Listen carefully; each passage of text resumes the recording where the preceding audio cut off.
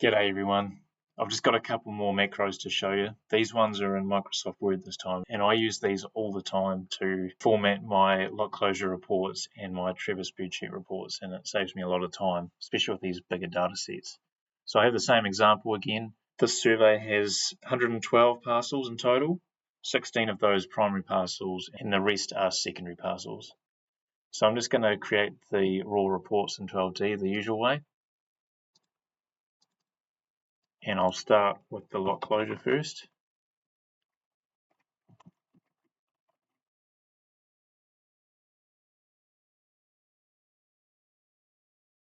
And the first thing I notice is that the first lot that it's reporting is lot 2.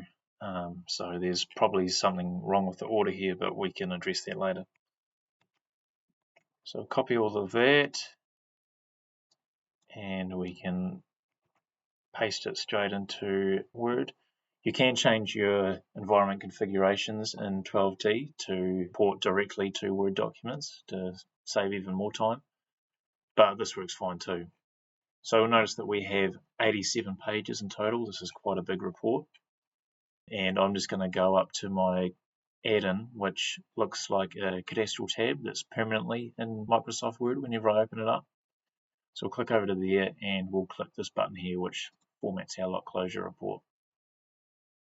And there it is. So we can see it's brought it down to 29 pages, which is much better.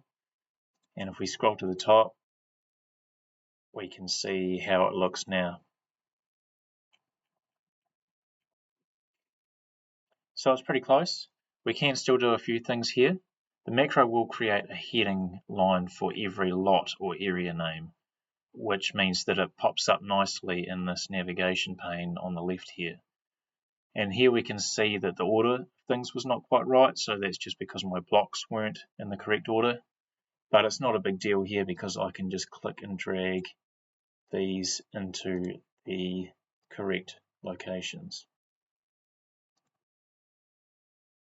Dragging these headings around will update the data in the report. So as you can see now, we have lot 1 here, followed by lot 2 and 3, and so on.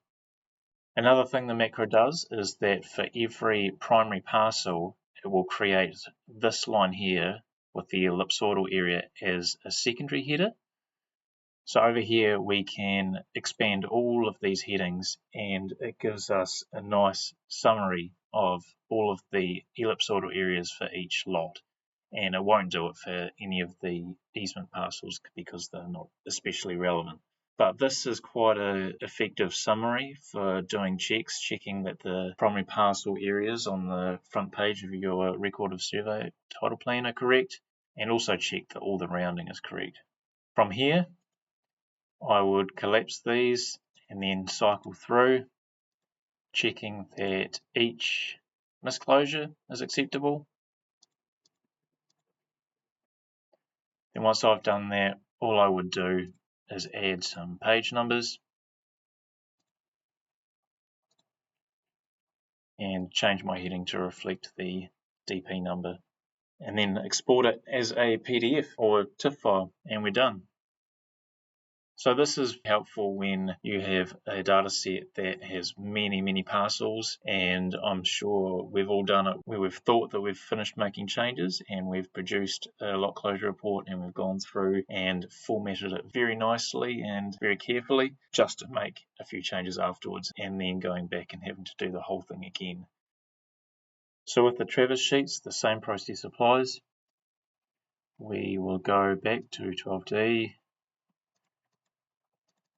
and produce our Trevor sheet report.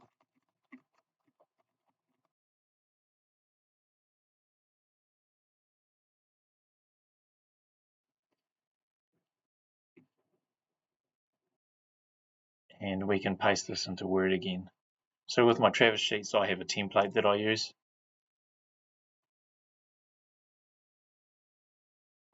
And when I paste it into there, you'll notice that nothing really lines up, nothing's really the right size. But once we run our Format Trevor Sheets function, it should look pretty good. And there it is. The only thing I'll do from here is amend is amend the title, and I'd add the dataset description in here. And we're done. We can export this as a PDF or a TIFF file. That is, of course, after you've checked the content of this report, or after you've run my mark and vector checking macros that I've demonstrated in the other video. It is surprising how much time these macros do save, and I do have to say that my job is much more enjoyable now that I don't have to format these manually, which I've always found quite a tedious part of cadastral surveying. So that's all I have to show you in this video. If you think that your team could save a bit of time by adopting a macro like this, then by all means get in touch. And again, if you have any clever ideas for any macros that can speed things up and make datasets more accurate, I'm always keen for a chat about that. Thanks everyone. See you in the next one.